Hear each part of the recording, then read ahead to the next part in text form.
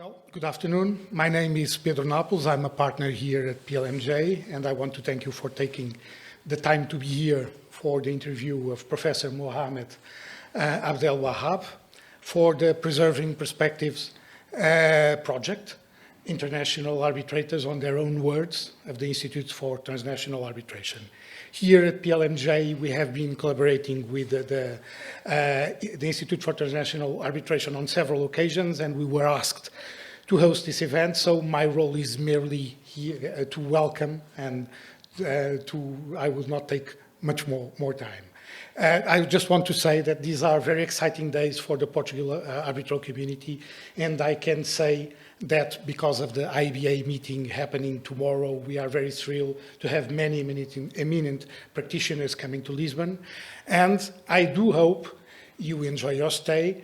And the next time someone proposes you Lisbon as a seat of arbitration, you do not consider this to be an exotic suggestion. Well, please allow me to introduce Professor Crina Baltag, Professor of International Arbitration at the Stockholm University, Vice Chair of the Academic Council of the Institute for Transnational Arbitration, and Chair of the Preserving Perspectives project. And with this, Crina, I give you the floor. Thank you.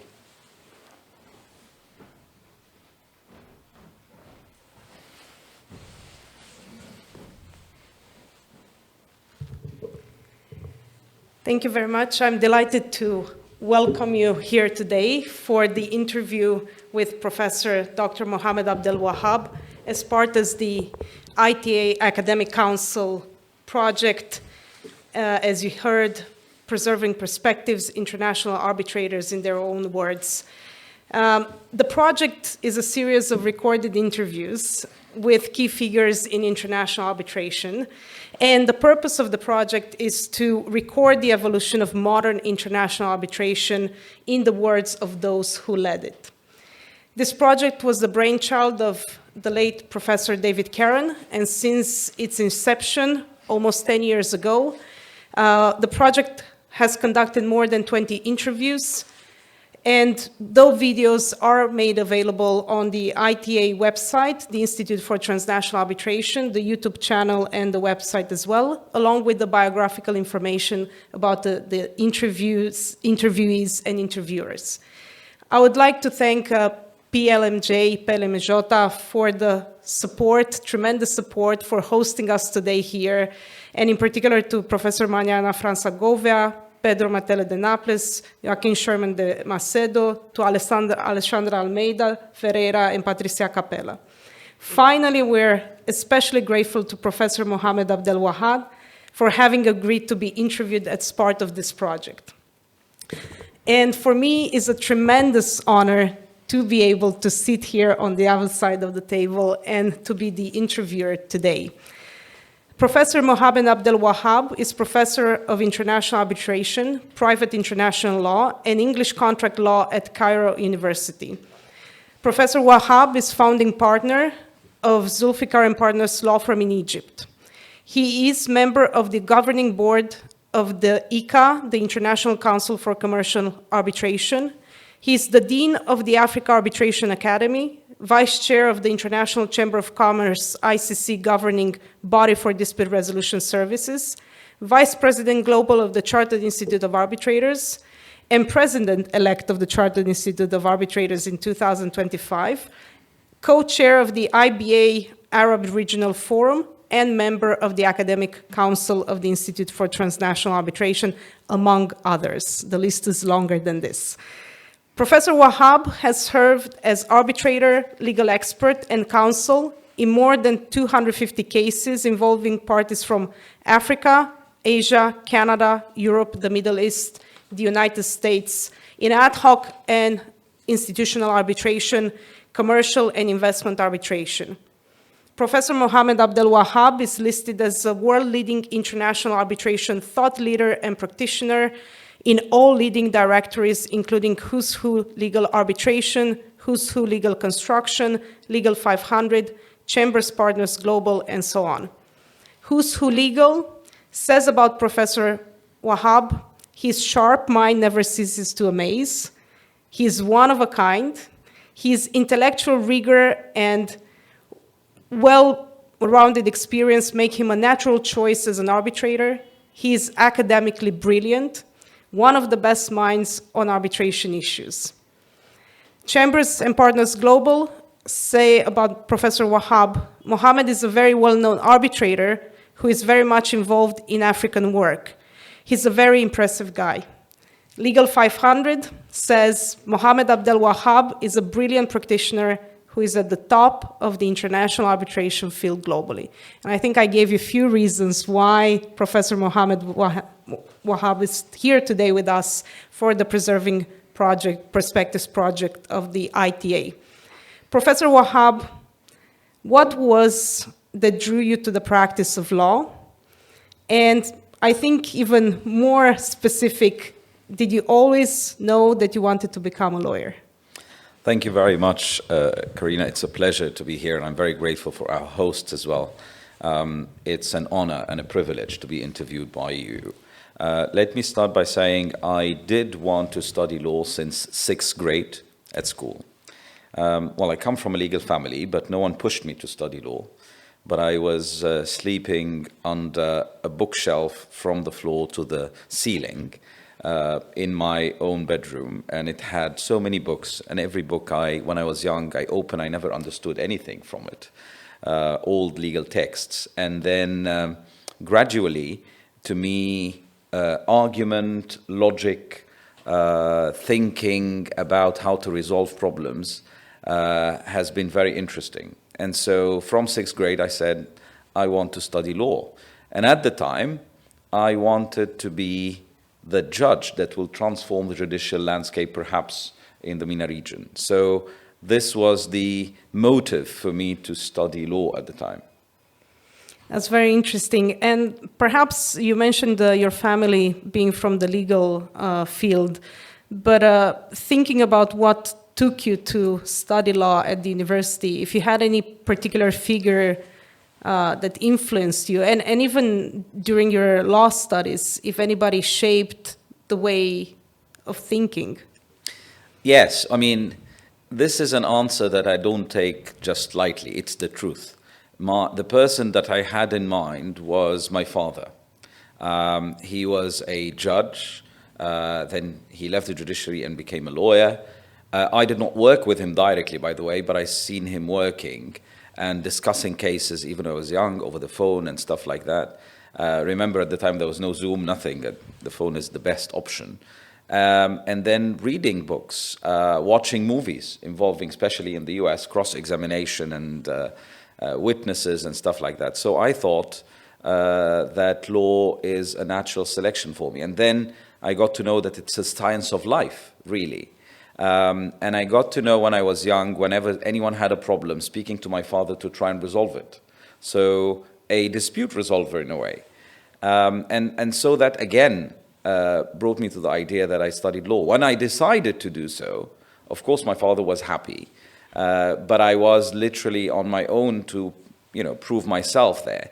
And he was on the ethical issues, on the legal side, again, setting the bar high for me, looking up to him and hopefully trying to,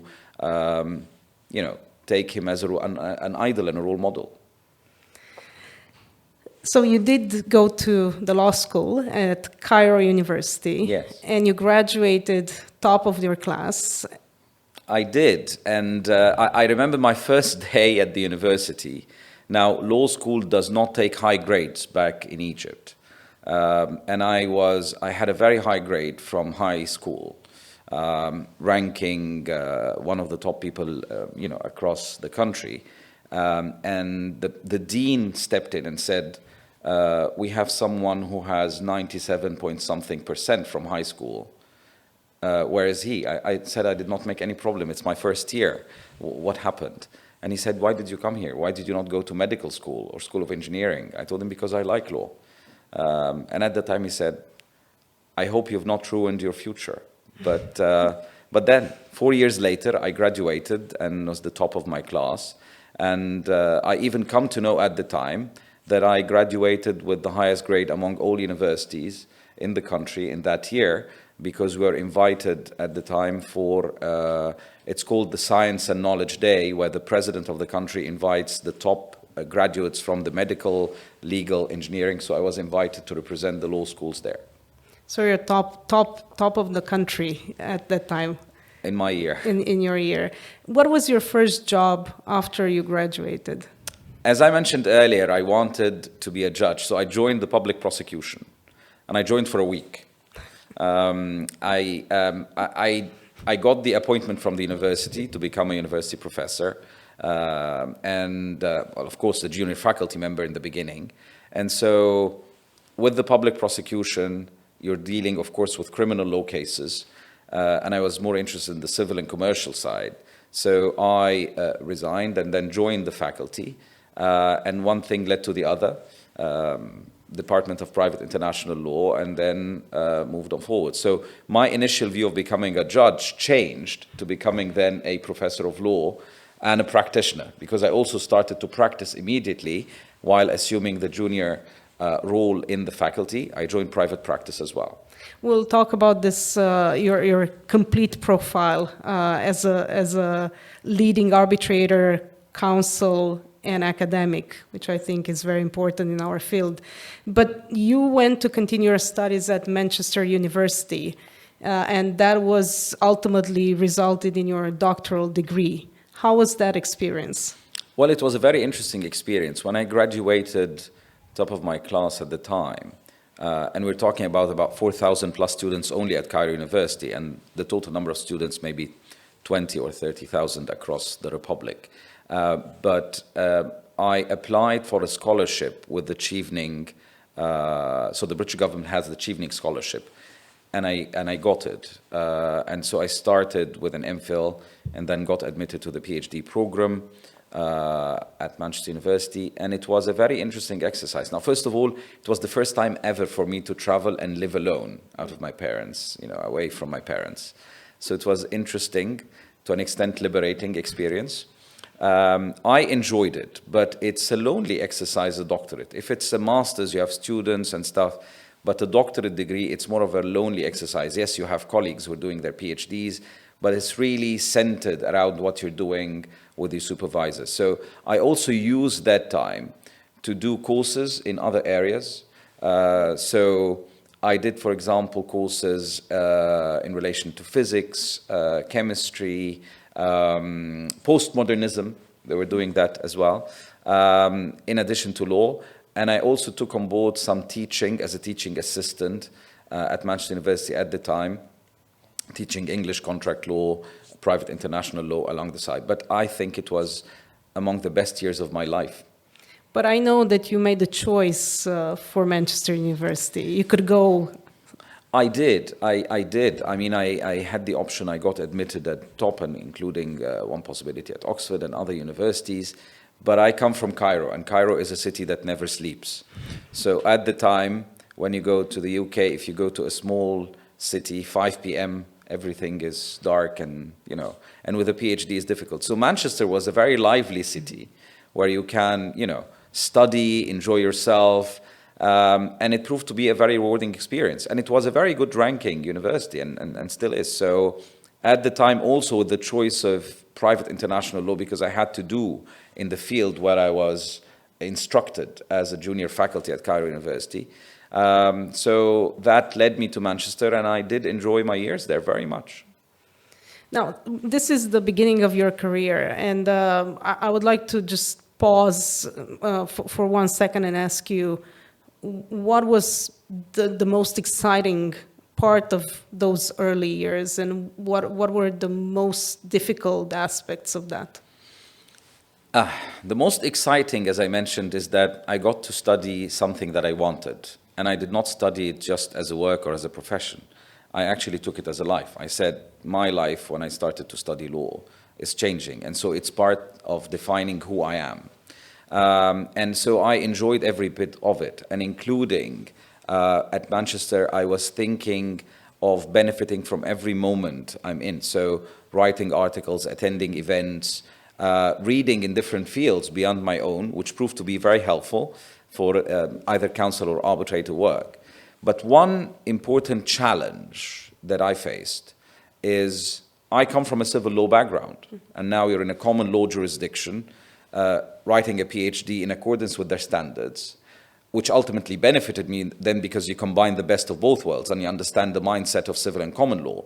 But the first chapter I wrote, I mean, that was, I remember that very well. I was not sleeping, I was working nonstop to deliver, an excellent first chapter. And then my supervisor received the chapter and I got all these comments, scribbles, as if I'm a failed student. And that was never, ever an experience that I witnessed. I was in school the top, I was at the university the top, and then my supervisor, I went and had a meeting where I said, this is not how we do things here.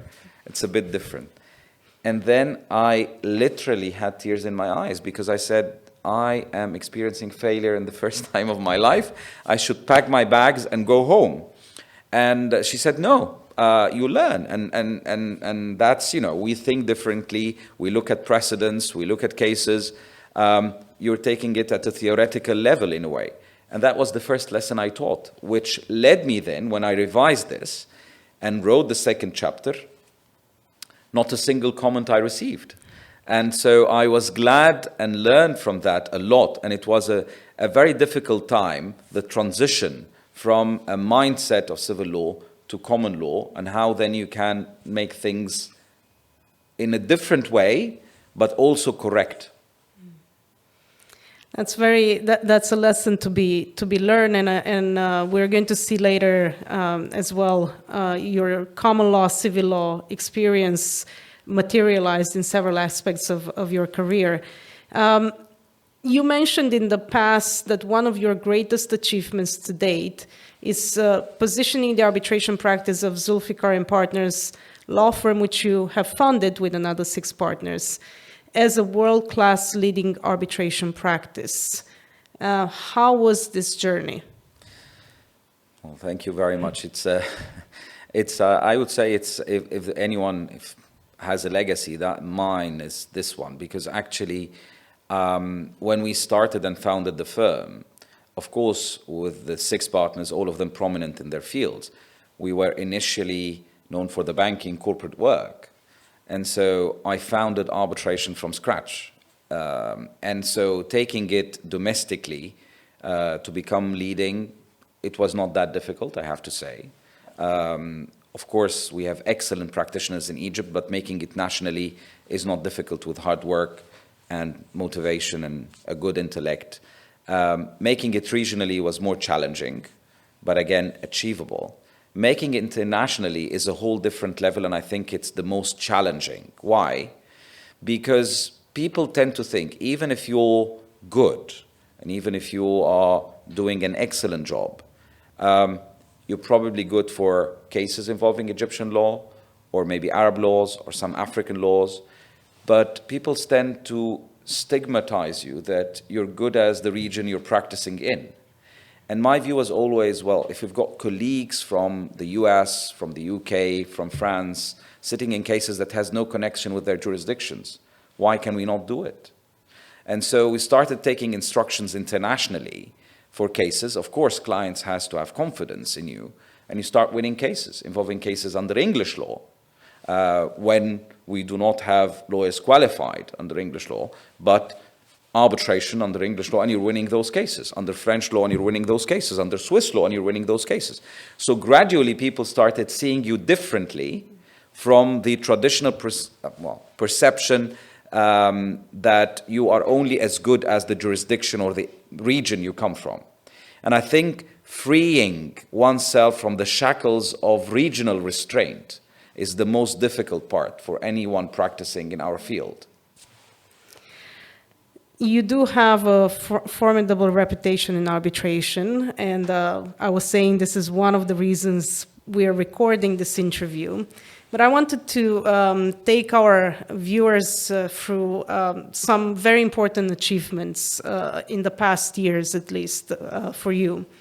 You're listed on all major international arbitration institution lists. You're appointed in their cases. You teach at Cairo University, at other universities. You also lead probably the most important educational program of the Chartered Institute of Arbitrators, which is the diploma course in international arbitration. And there are so many other achievements. Some of them, I listed them in the introduction. But you have received numerous prizes, and this is what I would like to discuss in the next minutes. One of them, or all of them, have very interesting stories behind them, and of course, tremendous achievements recognized. One of them, I found it very interesting, and you told me at some point that it came as a surprise, and it's the 2018 Swiss Arbitration Association ASA Prize for Advocacy in International Arbitration, and this is a unique prize, and I want you to tell us a bit about it.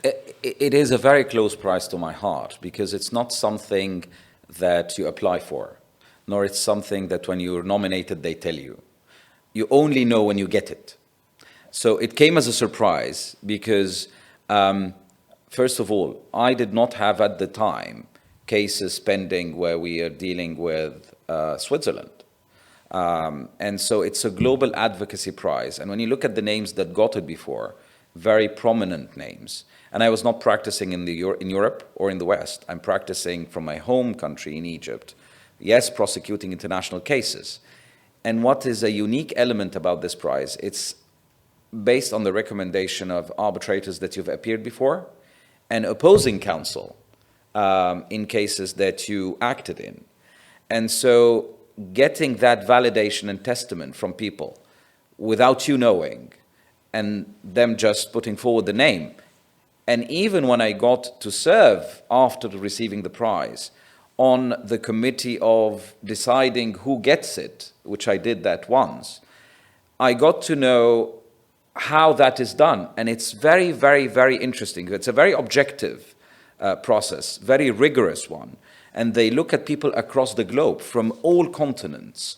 So getting this was a testament. And I remember when I received the prize, and again, naturally, I thought at the time, one statement that really came out naturally is that I think it was a testament that it doesn't really matter where you are, but it's what you do that counts. So that's a very dear, dear prize to my heart, indeed. That's true. It matters what you do. And continuing with the prizes, they certified that in a very meaningful way. In 2022, now, recently, the Law Magazine awarded you the Most Influential Academic Award prize. After, in 2017, they awarded you the prize for the Best Legal Practitioner. And these are few of the other shortlisting and other prizes. Of course, you're on Who's Who Legal Global Elite Thought Leader listed. You had 4 nominations for the Global Arbitration Review Awards for the Best Arbitration Lecture or Speech, the nomination for the Global Arbitration Review COVID-19 Pandemic Response Award, and we'll all remember your immediate reaction with the pandemic pathway. You have been shortlisted as the top 5 best prepared and responsive arbitrator by Global Arbitration Review. And I was saying earlier, this is just a confirmation of how complete you are as an arbitrator, counsel, and academic, as a leader in the field. I wanted to focus more on a very recent award, a few weeks ago, in Paris. Global Arbitration Review awarded the Campaign for Greener Arbitration Prize to the Africa Arbitration Academy for publishing a model bilateral investment treaty for states on the African continent with focus on sustainability. You are the Dean of the Africa Arbitration Academy, and you are also the chair of the Bilateral Investment Treaties Technical Review Committee, and you accepted the prize on behalf of the Africa Arbitration Academy. And this is a tremendous recognition for the work, which it is a collective work of a talented group of people. But I wanted our viewers to understand that this model bilateral investment treaty promotes an African way of resolving disputes, isn't it? It does, and I must say that prize is again also a prize that I cherish very much. But it goes to the work that the excellent people you talk about at the Academy have done. which I call the Seven Magnificent. Yes, I'm the dean, but they are the driving force really of the Academy's work and the projects. We wanted, when we started the Academy, to be a beacon of hope and knowledge on the continent and to contribute to the thought leadership. When we talk about diversity and inclusion, we wanted to take that as a step to see how Africa can contribute to the global arbitration discourse. And we've done a number of projects, the latest of which is, as you say, the model BIT. So we had the drafting committee, which Abayomi, the executive director, Abayomi Okubuti, the executive director, led with colleagues on the drafting committee. And then we had the technical review from people all across the globe, which I chaired. We exchanged work, and you can see how the generational work and collaboration between different generations, between people from different backgrounds, ethnicities, gender, everything, all these efforts were put together to bring that model BIT to light. And it does have an African flavor because it does give, included there, provisions dealing with specificities and intricacies of African jurisdictions, aligned with international best practices, with recommendations of what should go into BITs and different alternatives in case countries want to adopt something different. So it adds that flavor and it gives that assurance that first, international arbitration is a prominent dispute resolution mechanism, and African states would buy into that process, provided you have a balanced BIT. And so we wanted to contribute to how African nations can develop international arbitration on the continent and also use that as a success story for other regions in the world. And it did include an element of greener arbitration and how we should proceed electronically without paperwork and stuff like that. So that award is a testament to the excellent work done by all the people. And I come last really, because it would not have been a possibility and a success without their full dedication and support to, as I call, the Seven Magnificent and all members of the drafting and technical review committees. You mentioned the diversity brought at the table when drafting and reviewing the model BIT.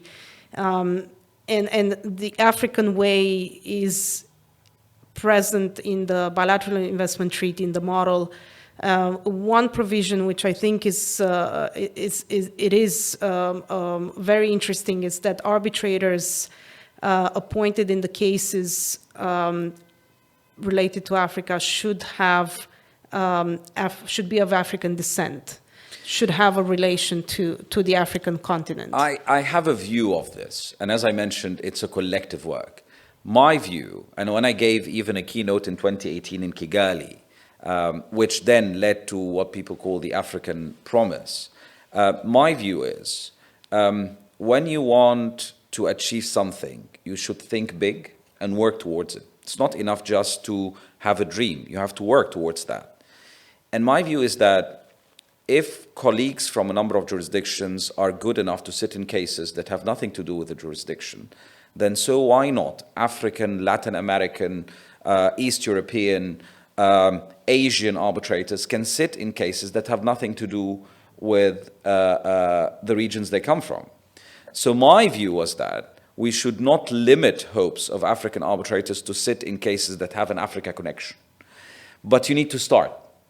And as a step forward, inviting countries and investors and companies to consider African arbitrators for cases that may have connections with Africa. I sit in a number of them, and I'm in the majority of them, I'm probably the only arbitrator who comes from Africa.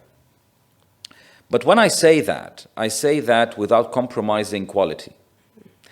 I don't say that it must be the case that every case that has an African connection must have an African arbitrator, irrespective of competence. No, I say, and in the BIT, is that promoting African arbitrators is a possibility because some of them have the competence, the skill set, and the ability to sit in international cases. So why not consider that element of diversity, providing that you do not compromise on competence and skills?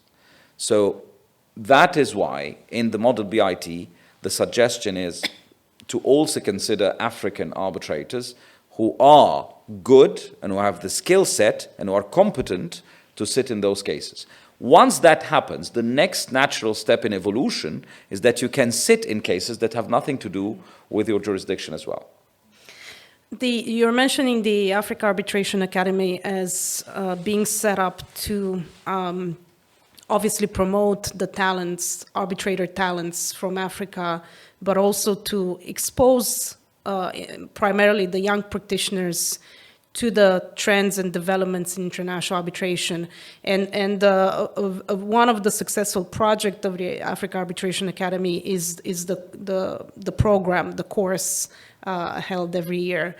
The model bilateral investment treaty, are these sufficient initiatives in promoting diversity, or, as you said, you have to think big and act, or small step will help as well, because we have quite a lot of work to do in this sense? Of course, I mean, all these help, but the Academy also has capacity building programs, including the program that you mentioned, which we brought to Europe, and we want to bring Europeans to the continent as well to take a course. So instead of just taking the course and Africans to Europe to get exposed to practices, and we're very grateful for all the firms that sponsor. When we started actually that program in London, we were speaking with each firm individually. And I was speaking to connections and people to buy into the program, and they supported that as an initiative. Now we reached a stage where actually people want to sponsor the program because they felt it's a good program. You can identify skilled and talented young people on the continent and bring them on board. Very much like scouting in football. When you go on the continent or in Latin America or in Africa to bring talented young people to play in Premier Leagues, wherever, the same thing for arbitration practitioners.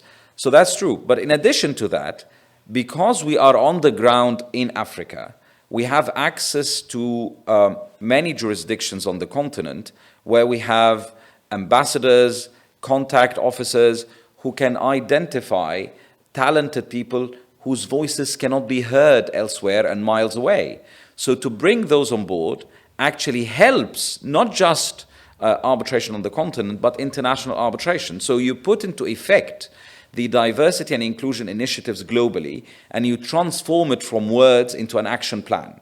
And we hope that we continue to contribute to that, and that this practice goes beyond one continent to Asia and Latin America as well. And I say that because we know that Europe and North America are very developed. But of course, many people still need capacity building in those continents.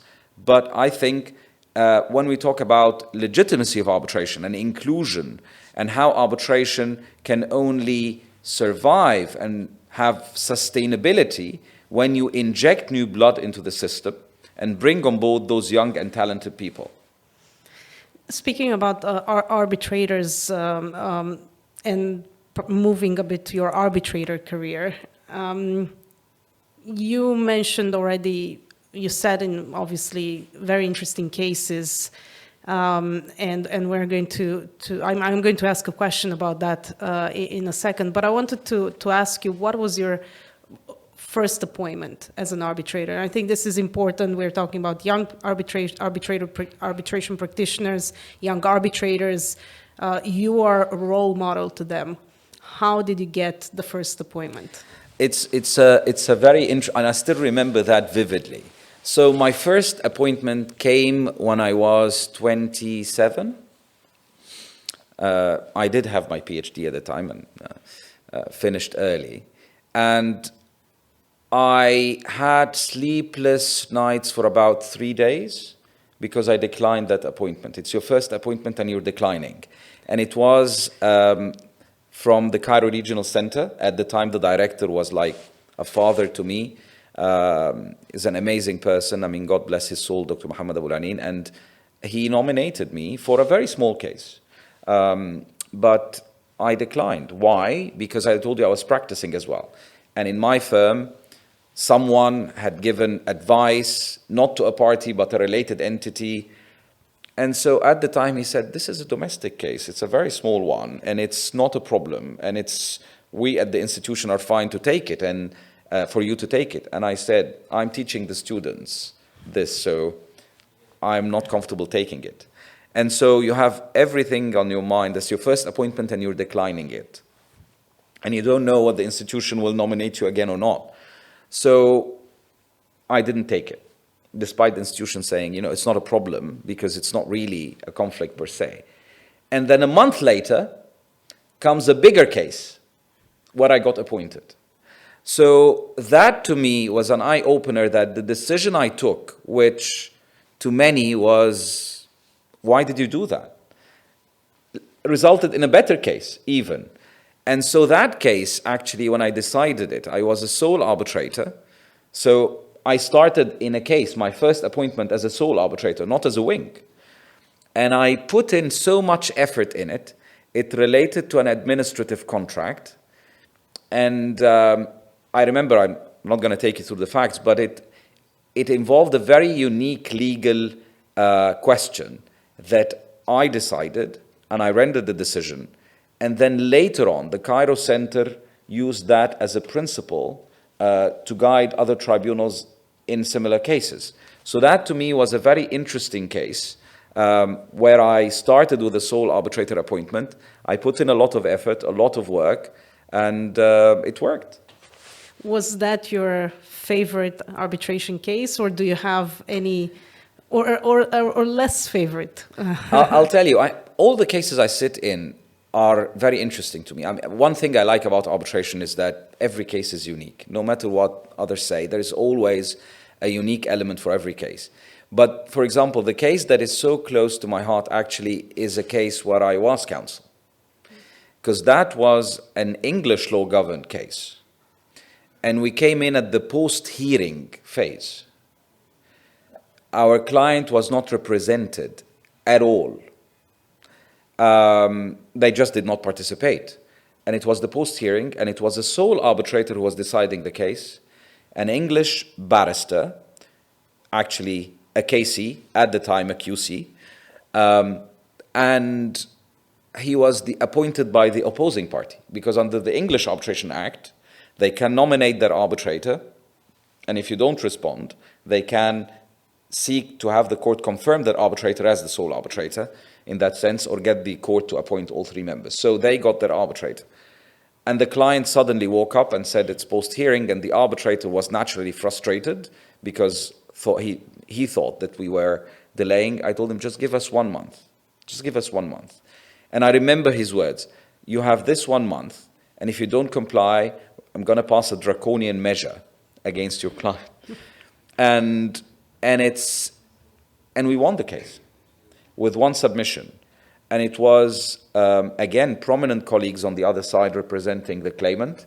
And so it is dear to my heart because you come in the last mile, and to win it under English law from an English firm, opposing party, I think it was very interesting. So that's on the counsel work. On the arbitrator work, as I mentioned, all of them are very, very close to my heart, really. You have investment arbitration appointments as arbitrator. Would you like to do more of that? Do you think it's a more interesting field? Do you think it will be here to stay? It's too many questions. So yes, I would like to do more, definitely. It's an interesting field, yes, definitely interesting. Is it here to stay? I would say yes, and a strong yes. Not because I'm an arbitrator and arbitration practitioner, so we have that also point people will tell you because you're within the system, you're biased. Not at all. But when you look at history, it's always been cycles. And ad hoc tribunals coexisted with court systems, even multilateral courts. And they've been successful in peaceful living together in a way. Now we know that there is a lot of debate regarding international arbitration, and especially investment arbitration. The system works, benefits from amendments, and that is happening, benefits from changes, and that is happening. But it does not mean that it's not a successful system. It is. And with the amendments that are undergoing, and we see the notable efforts, and I say a word of sincere thanks to the ICSID and the UNCITRAL for the work they're doing and bringing people from across the globe to look into that. I think the system is sustainable and is good, and it's workable. So the short answer is yes, and I think the system would certainly benefit from new blood. And everyone knows, of course, it's a different animal. International law is at play. But I think we have a lot to contribute more to the field of investment arbitration. And I think the system has a lot more to offer than what it is currently offering. I have mentioned the Global Arbitration Review nomination for the best prepared and responsive arbitrator. And I was wondering if you have a few words to say about what would be the most valuable things that an arbitrator should have in mind to be an excellent arbitrator. Okay, so to be an excellent arbitrator, let me start in an unusual order.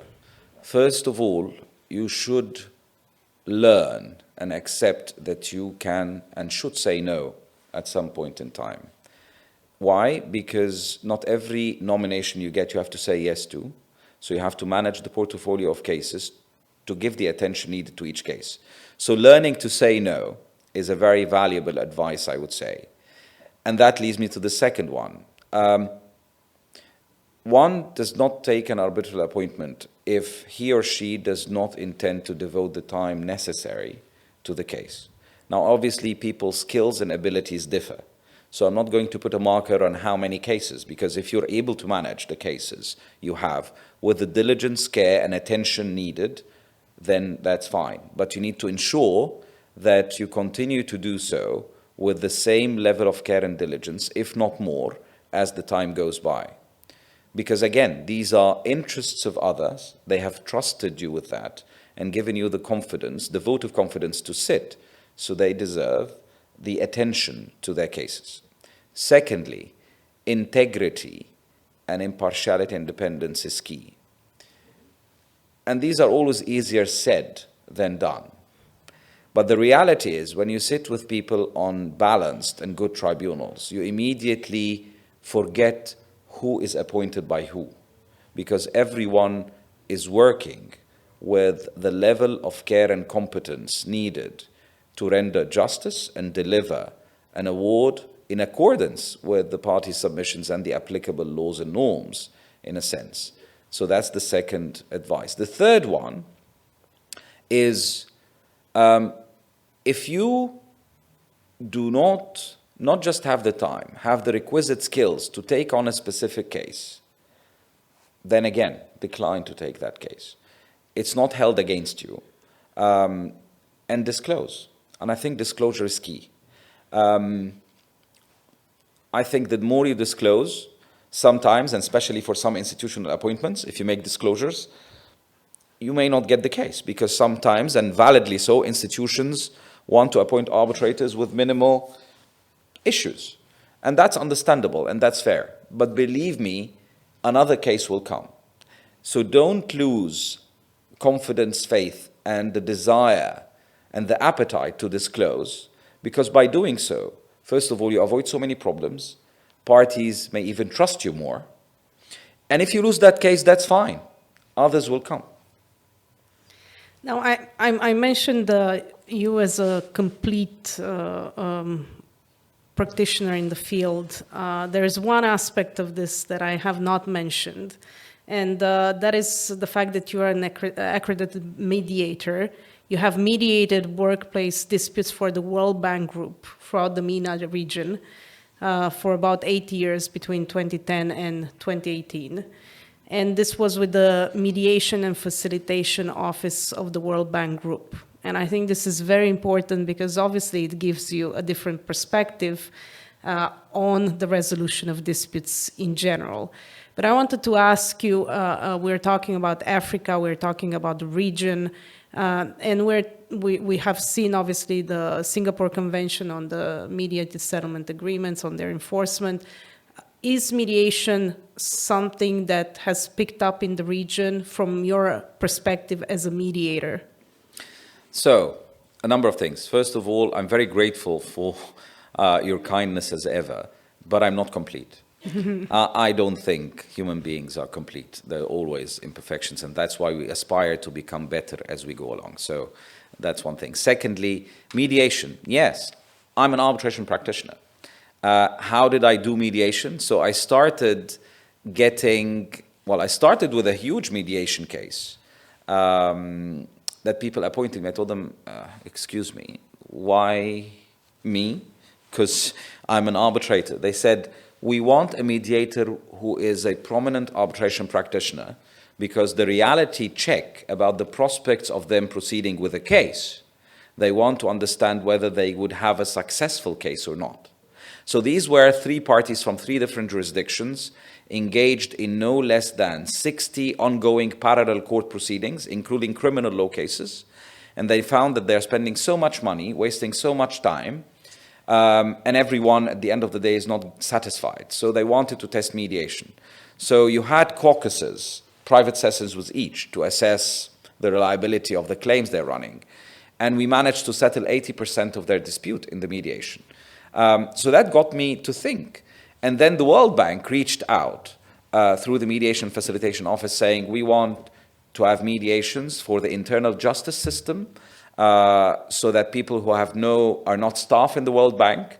And so if you have a dispute between a high-ranking director or official of the World Bank and a medium or low-ranking individual, as in work, of course, they will be able to have the justice they need through mediation, and the mediator will not be affected by the ranking of whoever. Again, impartiality and independence. So I did that for 8 years or more. And it was very interesting, because how did that benefit me? Learning to listen more. Learning to listen more is key. Because as an arbitrator, of course, we have views. We come to a dispute with an open mind, not an empty one. But learning to listen and to assess arguments and positions of the parties, not on the basis of predispositions that you have before, but thinking afresh, is something that mediation has helped me to acquire that skill, without being afraid to be decisive when a decision needs to be taken. And I think that's important.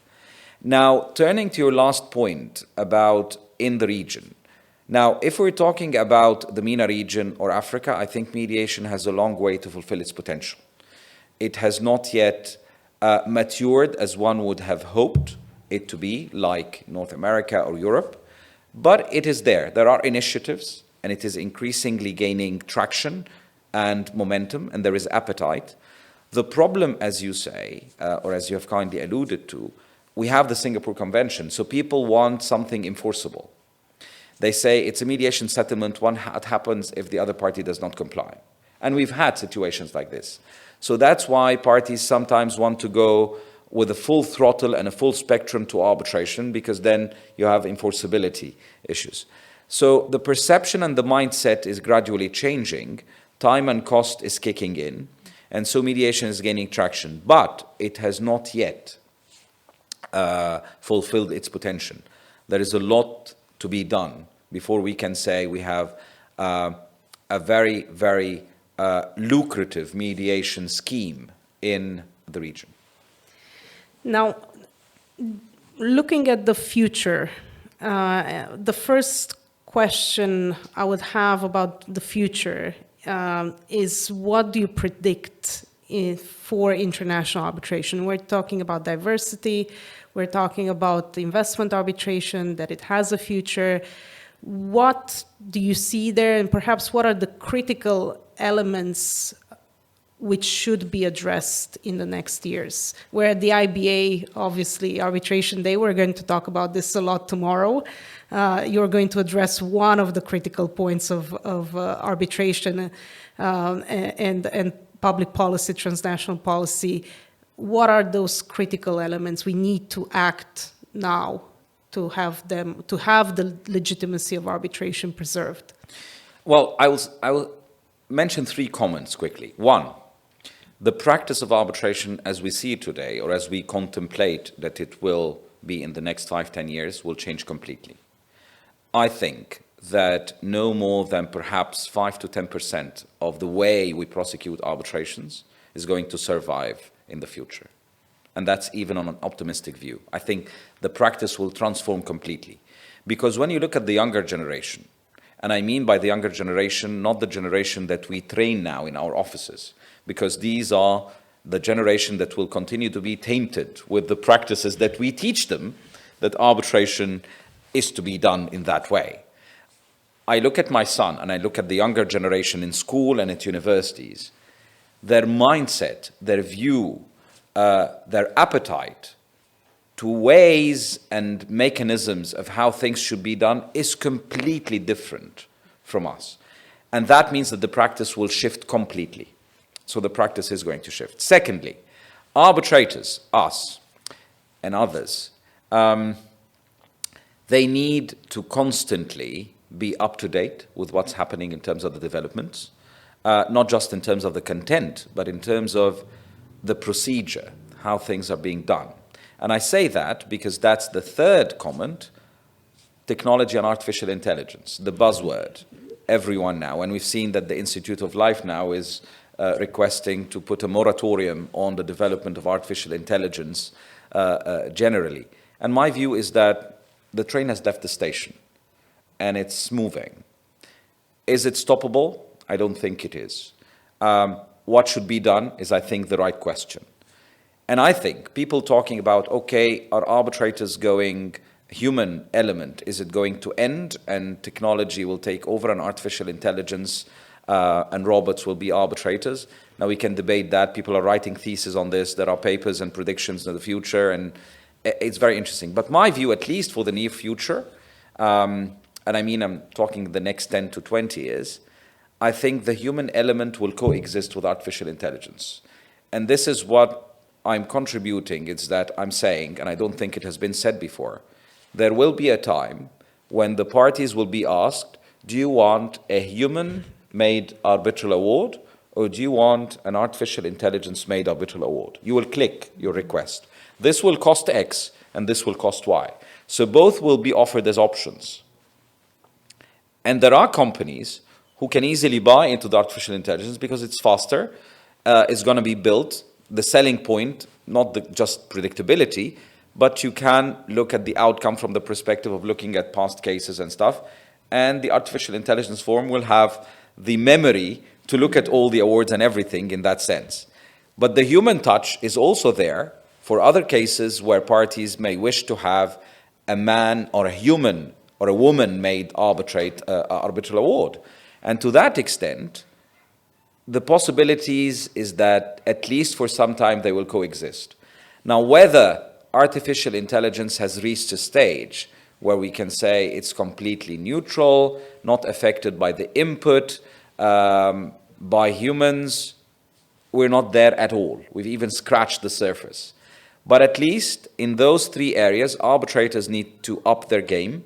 They need to be up to date on all aspects. The human element will at least continue to coexist, but the artificial intelligence will be presented as a possibility, and the practice is destined for a change. And on this note, what would be the advice to the current law students, the very young generation yet to enter the practice? The current law students. That's a very good question, because some people are advising them to even consider studying anything else other than law. And I say the following. They tell you, you're going to have robot lawyers. But the same applies to everywhere. For medical school, you can have robots doing operations and surgical operations and procedures.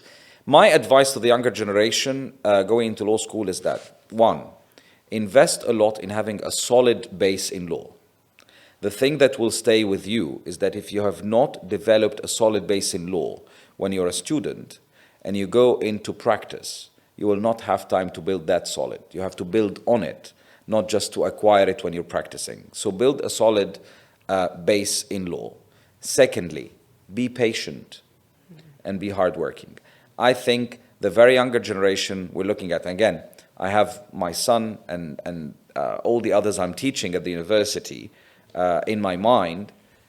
I don't see patience a lot among those young people.